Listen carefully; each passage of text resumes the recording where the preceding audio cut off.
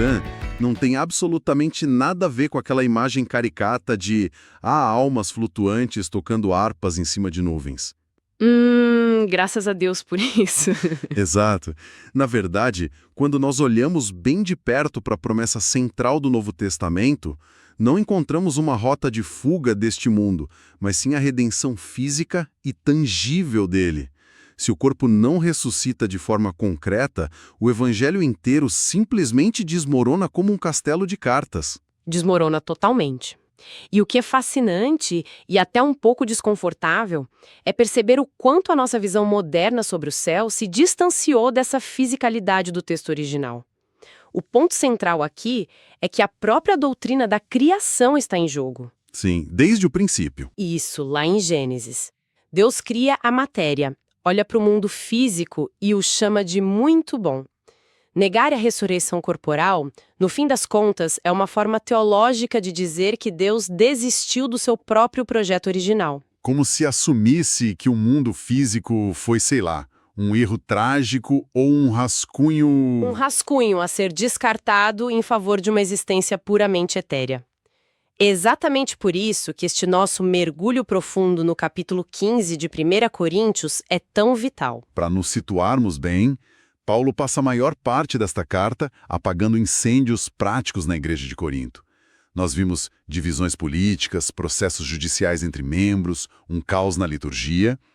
Mas agora, ao chegar no capítulo 15, o alvo muda completamente. Ele passa a combater uma crença que é fundamentalmente desordenada. E para entender o piso disso, nós precisamos entrar na mentalidade greco-romana da época. Existia um ditado platônico muito popular, soma sema, que significa o corpo é um túmulo. Uma prisão. Exato. Para um grego culto do primeiro século, o corpo físico era uma prisão da qual a alma precisava desesperadamente escapar. E para eles, a ideia de que a salvação final envolveria ter o seu corpo de volta soava não apenas absurda, mas profundamente repulsiva. Quer dizer, por que alguém iria querer vestir a sua prisão novamente? E o nosso objetivo nesta análise é justamente destrinchar como Paulo desmonta essa visão de mundo e constrói uma defesa férrea da ressurreição corporal. Uma defesa lógica e teológica. E olha, para fazer isso sem cair em superficialidades, nós vamos guiar essa conversa através das lentes de 3 gigantes acadêmicos. O interessante é que cada um deles aborda o texto com uma metodologia bem diferente. O que enriquece muito o debate. Com certeza. Eu gosto muito da leitura do David Garland, por exemplo. Ele foca bastante no contexto sociocultural. O Garland tenta entrar na cabeça do cidadão comum de Corinto para entender esse choque cultural que o dualismo grego causava frente à mensagem cristã. Já o Gordon Fee traz um peso pastoral gigantesco. A leitura dele é totalmente impulsionada pela teologia do Espírito Santo e pela teologia da criação. Ele é aquele que vai defender repetidamente que o plano de Deus sempre foi redimir a ordem material. E por fim temos o Anthony Tisselton. Sim, o Tisselton traz uma precisão cirúrgica. Ele faz uma análise retórica meticulosa das estruturas de argumentação de Paulo e mergulha de cabeça no pano de fundo apocalíptico judaico. É ele quem vai nos ajudar a entender aquelas categorias profundas de solidariedade corporativa, sabe? Contrastando a humanidade em Adão com a nova humanidade em Cristo. Ter esses 3 na mesa é excelente, porque, embora concordem no essencial, eles frequentemente divergem nos detalhes da exegese. E é nessas divergências que a mágica acontece. Vamos direto para o texto, começando ali pelos versículos 12 a 19. Paulo começa descrevendo o que parece ser um verdadeiro efeito dominó teológico. O problema é diagnosticado logo no versículo 12, né? Alguns membros da igreja estavam ensinando abertamente que não existia a ressurreição dos mortos. E o Garland aponta que Paulo responde a isso usando um argumento lógico clássico de redução ao absurdo. É aquele velho truque de debate de pegar a premissa do oponente e levá-la até o limite lógico para ver o que quebra. Paulo diz basicamente, se a categoria ressurreição de corpos não existe, então o corpo de Cristo também está na sepultura até hoje. E o Fee ajuda a dimensionar a gravidade disso. Não é só um debate sobre o calendário do fim dos tempos. O Fee argumenta que negar a ressurreição, para Paulo, é transformar os apóstolos em falsas testemunhas contra o próprio Deus. Nossa, é uma acusação seríssima. Muito séria. Porque significa dizer que Deus interveio na história de uma forma que, na verdade, ele não interveio. Se Cristo não ressuscitou, a fé cristã não é apenas equivocada, ela é uma farsa monumental.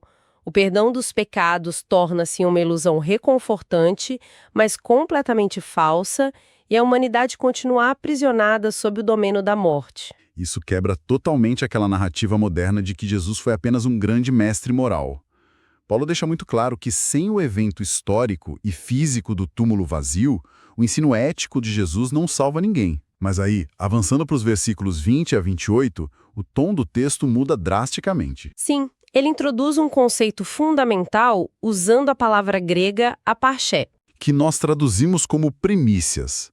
E o Garland faz questão de explicar que não estamos falando apenas de uma ordem cronológica. Jesus não é só o primeiro da fila na ressurreição. Essa distinção é vital. No contexto agrícola do mundo antigo, as primícias são os primeiros frutos maduros de uma colheita que representam e garantem o resto da safra que está por vir. Eles pertencem à mesma exata colheita. E aqui o Chesterton brilha ao conectar isso com o pensamento apocalíptico da época, especialmente aquela tipologia entre Adão e Cristo. O Chesterton explica que toda a humanidade se encontra presa numa espécie de solidariedade estrutural com Adão. O velho mundo é definido por essa espiral inevitável de decadência, pecado e mortalidade. O que faz muito sentido se nós pensarmos que ninguém escolheu nascer nessa condição. Nós nascemos em Adão por padrão. E a argumentação do Chesterton mostra que, por estarmos presos nessa estrutura, não conseguimos nos salvar de dentro do próprio sistema. De jeito nenhum. Exige um ato massivo e externo de uma nova criação. Somente esse ato pode nos transferir para uma nova estrutura de solidariedade, que é a solidariedade em Cristo. E a consequência lógica dessa transferência é a destruição da morte. Paulo chama a morte de o último inimigo a ser destruído. Note bem a linguagem aqui.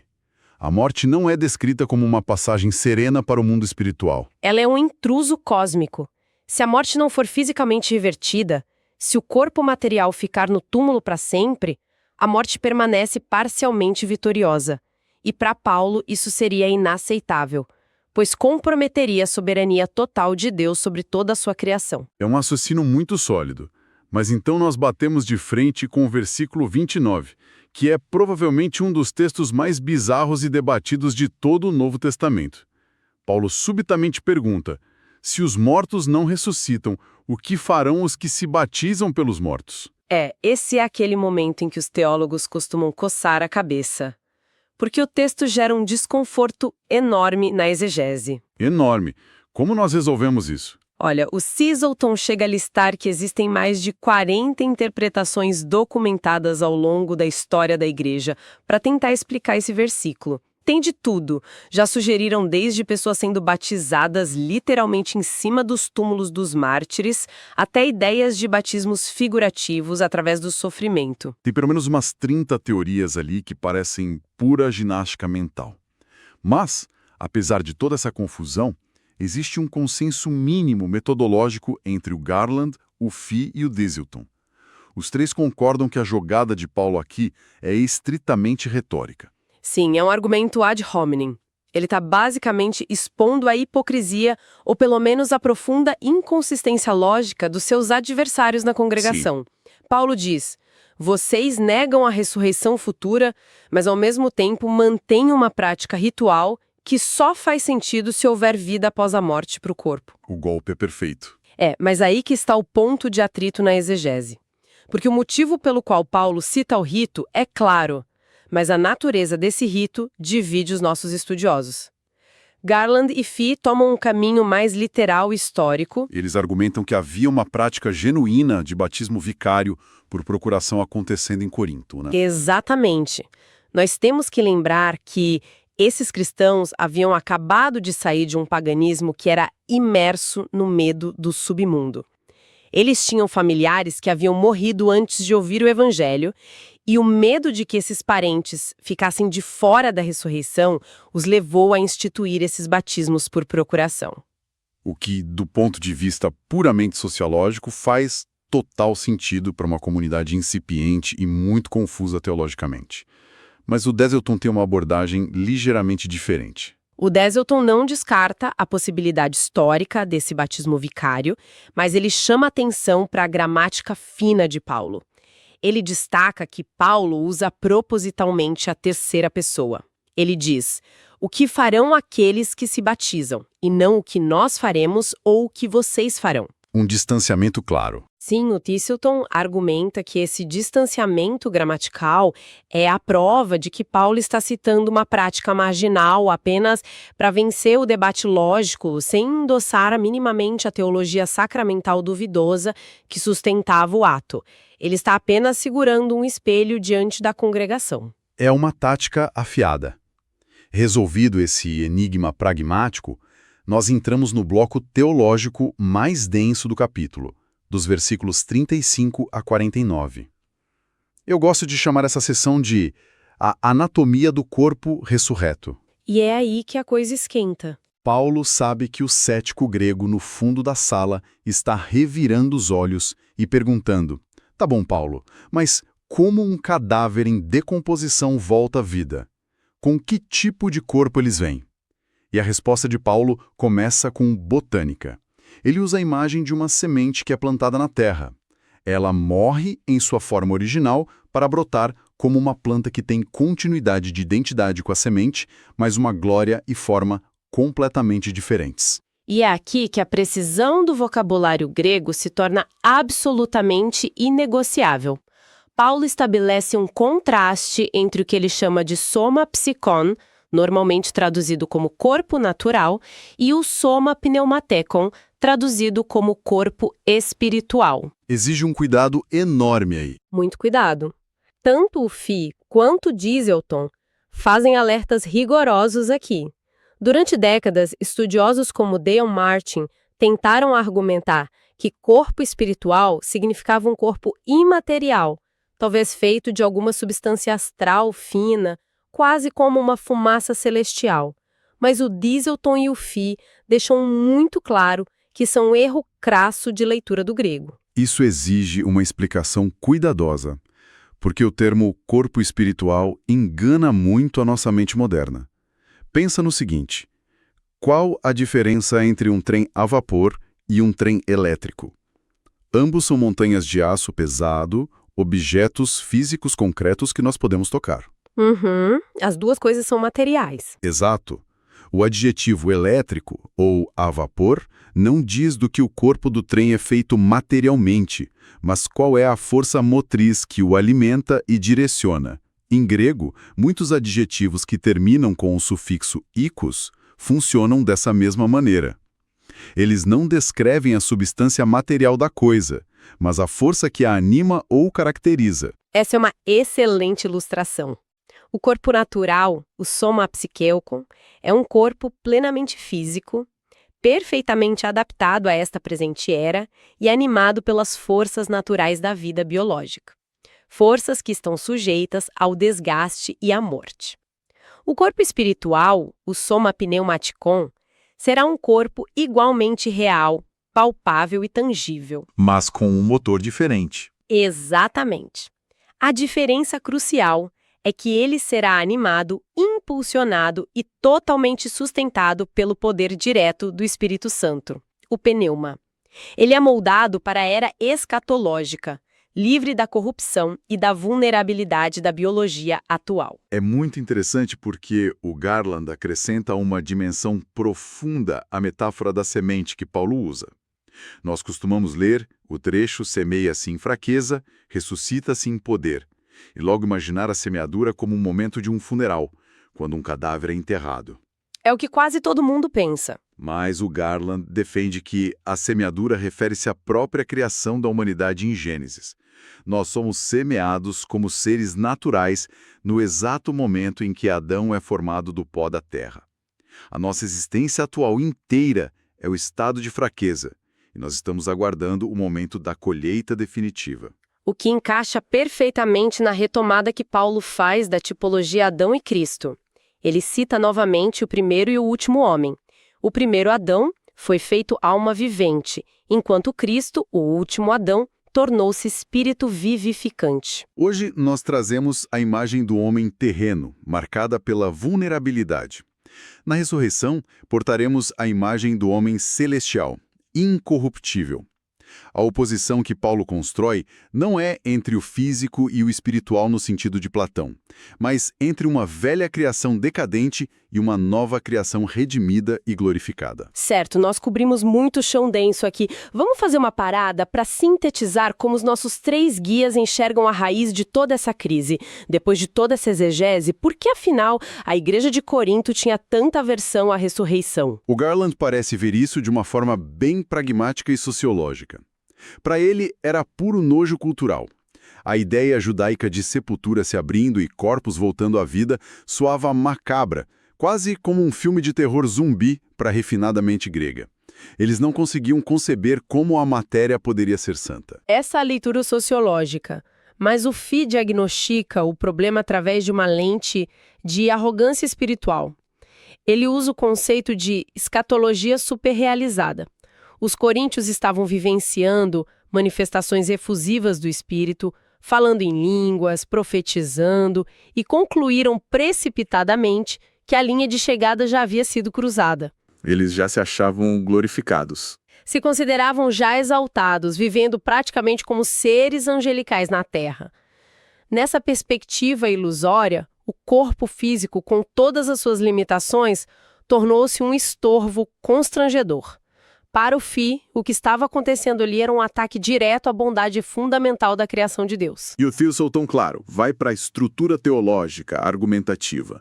O Thistleton foca na mecânica da graça soberana. Ele argumenta que o erro dos coríntios era importar a ideia filosófica grega da imortalidade inerente da alma. Eles queriam acreditar que a alma sobrevive à morte natural e automaticamente por suas próprias propriedades intrínsecas. E o Thistleton destaca que Paulo destrói essa noção completamente. A imortalidade humana não é inerente. Ela exige um milagre monumental de recriação que só Deus pode operar do nada. Se a alma fosse imortal por si só, a graça transformadora de Cristo seria teologicamente desnecessária. Essa diversidade de perspectivas é riquíssima. Garland expõe a barreira cultural. Fee revela o perigo do orgulho espiritual, e Thistleton demonstra o triunfo absoluto da graça divina sobre a nossa incapacidade estrutural. E se nós tivéssemos que espremer toda essa exegese robusta, nós chegaríamos a um consenso claro em uma única frase: física pelo poder transformador do Espírito. Essa é a tese de 1 Coríntios 15. Na teoria, essa tese é maravilhosa. Mas, sendo muito honesto, na prática é difícil de engolir, porque confronta diretamente a igreja atual. Nós frequentemente olhamos para a história e criticamos os gregos pelo dualismo, mas a verdade é que muitas comunidades contemporâneas operam em um gnosticismo moderno disfarçado de piedade. Sem a menor dúvida, o Fey é muito incisivo sobre isso em seus escritos pastorais. Há uma mentalidade amplamente difundida de que este mundo material é apenas um cenário temporário e irrelevante, como o convés do Titanic afundando. O barco está afundando, então não precisa limpar o conversa. Exato. O objetivo final passa a ser apenas salvar almas para evacuar o planeta em direção a um paraíso etéreo. Nessa visão distorcida, a matéria é tratada com desdém ou como um instrumento descartável. O que nos leva a implicações práticas profundas. Porque, se Deus não pretende descartar o corpo e a matéria, mas sim ressuscitá-los através do Espírito, as implicações invadem a nossa vida diária, a forma como nós pensamos sobre a preservação ecológica, sobre a saúde pública, sobre como a igreja responde ao sofrimento físico de pessoas marginalizadas e doentes.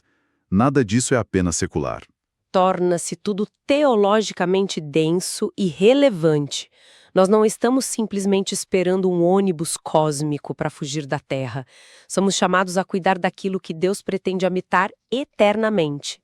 Isso reconfigura completamente o propósito cristão no presente. Muda tudo. Muda. Se a nossa esperança é física e redentora, A nossa ética de vida precisa espelhar essa esperança materialmente, honrando a criação como futuro palco da glória de Deus, e não como um lixão aguardando a incineração. O que nos deixa com uma provocação final bem séria. Nós geralmente pensamos na eternidade apenas em termos de adoração litúrgica ou relacionamentos curados. Mas se a promessa de Paulo é de uma criação física e material inteiramente redimida pelo Espírito, como isso deveria mudar a forma como a fé cristã interage com o trabalho humano? Uma excelente questão. Como a esperança de uma nova terra física transforma a maneira como fazemos arte, como construímos a nossa arquitetura, como planejamos cidades ou desenvolvemos tecnologia.